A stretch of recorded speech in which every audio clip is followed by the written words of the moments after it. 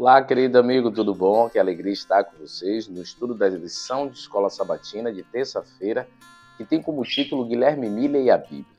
É interessante que alguns tentam negar a participação de Guilherme Miller no fundamento, na história da Igreja Adventista do Sétimo Dia. Ele não foi o fundador, mas ele fez parte desse movimento profético que em 1843-44 preparava-se para a volta de Cristo. Assim como os reformadores foram iluminados por Deus para compreender a justificação pela fé, Guilherme Miller, ele foi iluminado pelo Senhor para compreender a profecia de Daniel 8,14, apesar de acertar a data, mas errar o evento, que será o nosso tema de amanhã. Guilherme Miller, ele pegou ali desde Gênesis, com a Bíblia, papel e caneta, e uma concordância de Crowell, e foi ali indo verso por verso, estudando e compreendendo as verdades das Escrituras.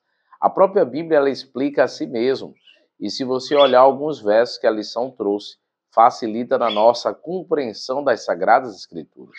Isaías, no capítulo 28, verso 9 e 10, principalmente o verso 10, diz que é preceito sobre preceito, regra sobre regra, um pouco aqui, um pouco ali. Isso facilita. Então a gente vai fazendo comparação de versos.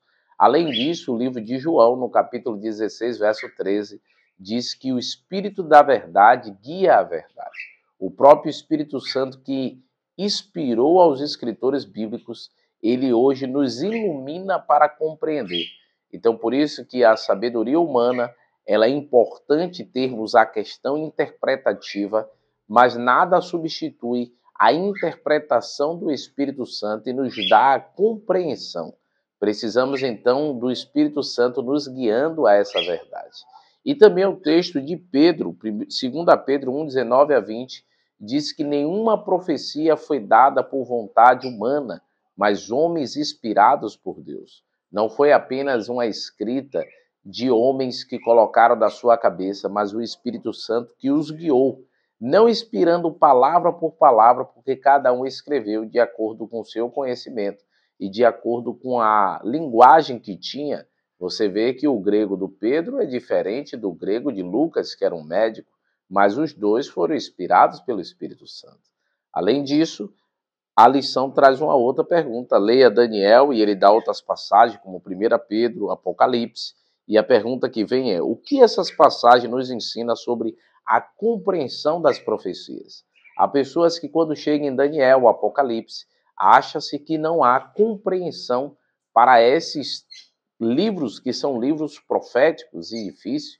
É interessante que há um paralelo até entre Daniel e também Apocalipse. Alguns textos de Daniel compreendemos no Apocalipse e Apocalipse compreende a Daniel. E você vê que o próprio livro de Daniel há chaves importantes para a gente entender sobre essa compreensão.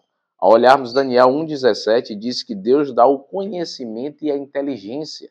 A sabedoria vem do Senhor.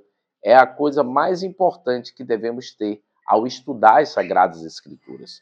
Outro aspecto também importante, ainda em Daniel 2,45, que ele diz que aquela pedra foi cortada não por mãos humanas.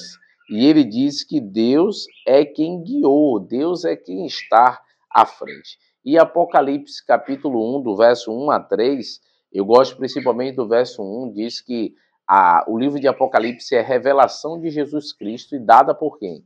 Dada por Deus. É Deus que dá a revelação e a inspiração para compreender. Então, os símbolos do livro do Apocalipse não estão fechados em mistério. Deus, em sua palavra, dá a compreensão.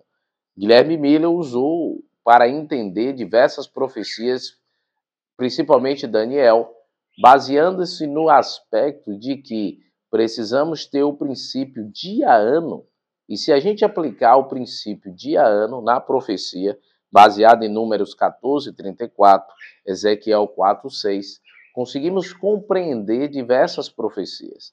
Além disso, o simbolismo, como por exemplo, quando fala de mulher na Bíblia, simboliza a igreja. O vento representa destruição, como Jeremias 49, 36 fala. E assim por diante. Precisamos então entender que é simbólico, mas é um simbolismo que tem significado. Por isso, queridos, ao estudarmos e nos aprofundarmos nas Escrituras, conseguimos compreender a verdade e a vontade de Deus sobre a nossa vida. Por isso, estude as Escrituras um pouco aqui, um pouco ali, e a cada dia veja o que Deus tem de revelação, não só para a sua vida, mas para toda a humanidade. Deus quer a sua vontade sobre nós e precisamos deixar que a sua vontade seja soberana. Você crê nisso? Ore comigo neste momento. Querido Deus, ó Pai, obrigado por este momento que estudamos a Tua Palavra, pela compreensão da mesma e pelas ferramentas que a própria Bíblia nos dá para entendê-la. Nos ilumina, Senhor, para compreender cada dia mais a Tua vontade sobre a nossa vida individual, mas também o que o Senhor quer para toda a humanidade. Que possamos nos preparar para a volta de Cristo e ter um dia abençoado em Tua presença, no nome de Cristo Jesus. Amém, Senhor. Deus abençoe, queridos. Amanhã iremos falar sobre a profecia das 2.300 tardes e manhãs, como Miller foi guiado nessa compreensão e qual a compreensão que nós temos nesse aspecto. Então, está bem interessante a lição dessa semana, não perca. Aguardo vocês aqui amanhã, às 6 horas, para mais uma vez estudarmos a lição. Não se esqueça de curtir, comentar e compartilhar. Tchau, tchau, queridos!